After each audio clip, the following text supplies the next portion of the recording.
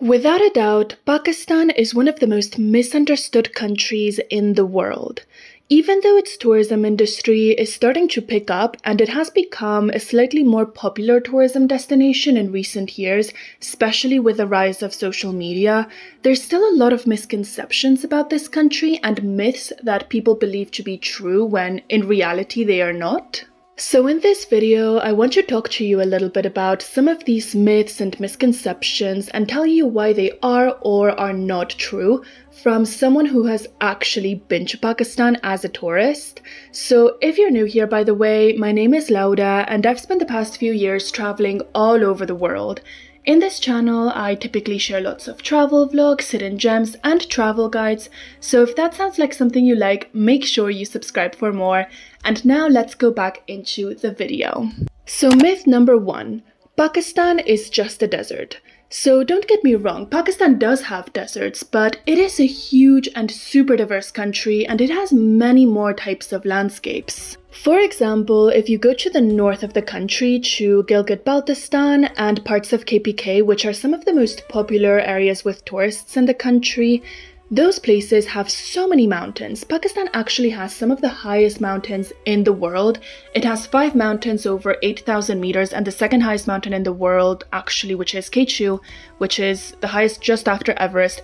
All of that is located in Pakistan. There are also so many beautiful lakes, so many gorgeous valleys and meadows, and also areas of forest. The north of the country is actually super green, and this is something that really surprised me about Pakistan because it is always portrayed as kind of a yellowish, beige, desertic country, and that could not be further away from the truth. Like, yeah, some places are like that, but a lot of places are not like that, and they're super green. Pakistan also has gorgeous cities full of historical and architectural wonders, so places like the walled city of Lahore, which have Wazir Khan Mosque and Badshahi Mosque, Lahore Fort, are so beautiful and the minarets just stand out in the distance in the urban landscape of the city. These cities also have lovely gardens, so for example the Shalimar Gardens, also in Lahore, and we cannot forget the chaos and the bustling life of these cities. So for example, again in Lahore, traffic is absolutely insane,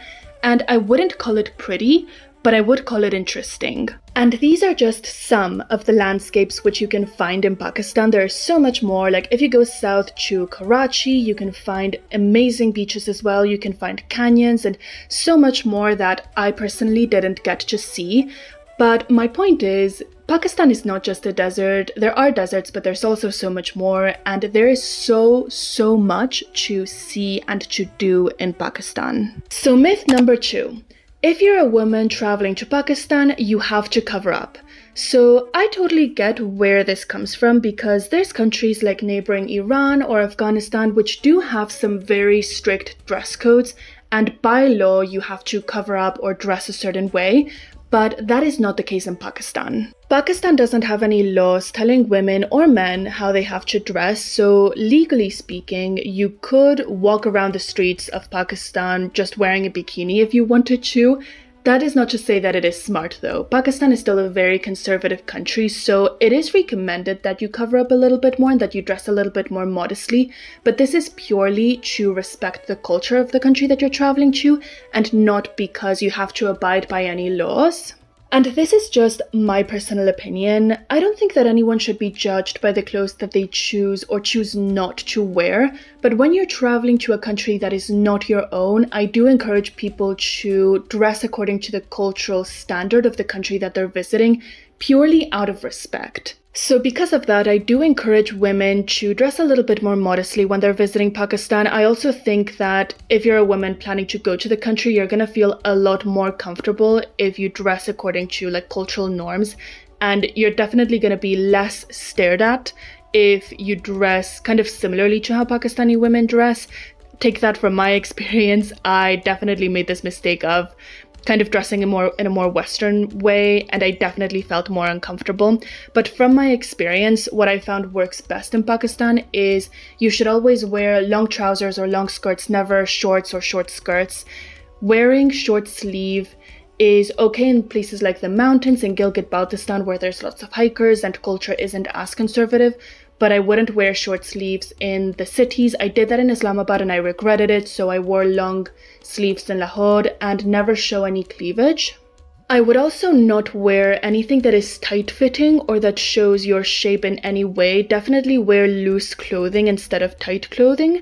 And if possible, wear a shirt that covers your bum. So that way, even if you're not dressing in Pakistani clothes, you're definitely gonna dress in a way that is modest enough for Pakistani culture, if that makes sense. I would also recommend that you carry a headscarf or a shawl with you when you're walking around Pakistan, because firstly, if you have a wardrobe malfunction, this can really save the day for you. Trust me on that one. But also because even though Pakistan doesn't have any laws telling you how you have to dress in the streets of the country, you may not be allowed to enter mosques if you're not covered up sufficiently. So most mosques will tell you to, again, dress modestly, like I told you, but also to cover your hair, and that's why carrying a headscarf around can be very useful if you decide to go into a mosque. It is also worth mentioning that men should dress a bit more modestly if they're planning to go to mosques as well. So for example, in a lot of mosques, wearing shorts is not allowed. I actually talk a bit more about this in my vlog from Lahore. If you're interested in watching that, I'll leave the link to that video in the description. So in short, you don't have to cover up if you're traveling to Pakistan as a woman. It is recommended purely out of respect for the culture, and I recommend it for your own comfort as well. But you don't have to wear any particular clothes or dress any particular way if you don't want to. So on to myth number 3.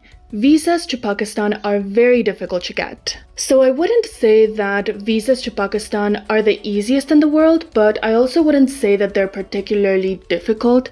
In my case, and I have a Spanish passport for reference, in my case, I did have to fill up a visa application online, and I believe that all nationalities in the world can actually do their Pakistani tourism visa online. You don't need to go to an embassy, no matter what passport you hold. But I did my application online. It was a fairly long application with lots of questions that I didn't expect, such as what was my blood type or what was my religion, or talking about lots of different family members, going all the way to my grandparents, for example, which I didn't expect. So they do ask for a lot of information. I believe it was 11 pages. They also asked me every single country that I've been to in the past 2 years, which as a travel content creator, that was a long list. I'm not gonna lie, that took me a while. But they do ask those sorts of questions. It's very long.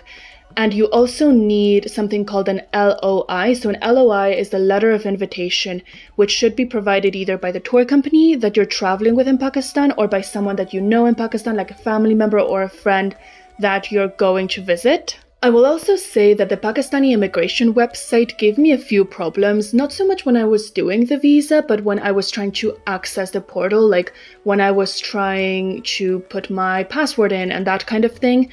And also the visa usually takes a few days to process, but during the high season or in moments when there's a lot of people applying for visas, like before summer and that kind of thing, it might take up to 2 weeks. And that was my experience. It took 15 days for my visas to come back, I think. So the Pakistani tourism visa, it's not a particularly difficult visa to get. It is a bit tedious, but not difficult. I definitely don't think it's difficult to get approved. If you want to go to certain areas though, you might need to get something called an NOC, which is a non-objection certificate. So this is a special permit that the Pakistani government requires if you're traveling to areas that they consider high risk or that they don't particularly want tourists going to. So these areas are Balochistan, the tribal areas in KPK, and also Azad Kashmir. None of these are touristic areas, at least not amongst international tourists, so I don't think they will be a problem. If you want more information about NOCs, I actually have a video where I talk much more in depth about them, so it is my video titled "Is Pakistan Safe?" I will also make sure to link that video in the description in case you want to watch it after this one. And moving on to myth number 2, which is pretty related to what I was just talking about. So myth number 2, is Pakistan safe? So again, as you can probably imagine, in that last video that I mentioned, I answered this question in depth. So if you want a very detailed answer to that question, definitely go check that video. But in short, I definitely think it's a bit of an exaggeration to say that Pakistan is 100% safe, but I also wouldn't say that it is 100% unsafe. I usually see the media portraying an image of Pakistan of it being basically like a super unsafe country that you should never go to. But on the other hand, on social media, I usually see people pushing the idea that Pakistan is completely safe and there are absolutely no safety issues in the country. And I don't think any of those answers is correct, and I think both of them lack nuance. So Pakistan is a huge and very diverse country, and some areas are safe and some areas are not. So the touristic areas, so regions like Gilgit-Baltistan, cities like Lahore and Islamabad, the regions of Punjab and Sindh are mostly safe and you can travel there no problem. But other areas such as the tribal areas of KPK or Balochistan are highly unsafe, and it is not recommended that you travel there. You're going to find it very difficult to travel to these two places specifically because of the NOCs that I was talking about earlier, but still it is really not recommended because of safety issues that you travel to these places. And there's also a few places which are kind of in the middle, so places like Karachi has many tourists, like you can definitely go there, but it does have a very high crime rate, so you should be aware of that. And also places like Swat or Chitral, which are in the north in KPK and do have a little bit of tourism. Those areas I wouldn't say are super unsafe, but I also wouldn't call them super safe. You kind of have to watch your back if you want to go there. So in short, it is definitely a myth in my opinion that Pakistan is not a safe country, because this is not true for the whole country. It is not true for the touristic areas. It is only true for certain parts of Pakistan. And lastly, let's move on to myth number 1, which is the one that also bothers me the most. Pakistan is a terrorist country. So this is a narrative that I have seen being pushed by the media over and over and over again, and I think it is incredibly unfair. Pakistan is home to more than 230 million Pakistanis, and most of these people are not terrorists. Most of them are very, very nice and super kind and welcoming towards tourists. Pakistan, in fact, is a country which is legendary for its hospitality. I'd read a lot about Pakistani hospitality before going to the country, so much so that I thought it was an exaggeration, like it couldn't possibly be true. And to my surprise, it was actually true. Like, Pakistanis are incredibly hospitable and they resent the idea that all Pakistanis are terrorists, and rightly so. I'm not going to say that Pakistan hasn't had any issues with terrorism, because that would simply be a lie. But what is very frustrating to me is that Pakistanis are much more often the victims of terrorism than the perpetrators of it. And the perpetrators of terrorism are very few and far between. Like I said, Pakistan has more than 230 million people living in the country, and the vast majority of them have nothing to do with terrorism. Not to mention that Pakistan is by no means the only country in the world that is affected by terrorism. So I just think it is incredibly unfair to talk about Pakistan like that. Anyways, let me know what myths I missed, what other things about Pakistan are not true but a lot of people seem to believe them. And if you like this video, make sure you like, you comment, you subscribe. All of those things help me out so much more than you think. So make sure you do all of those things, and I will see you in my next video.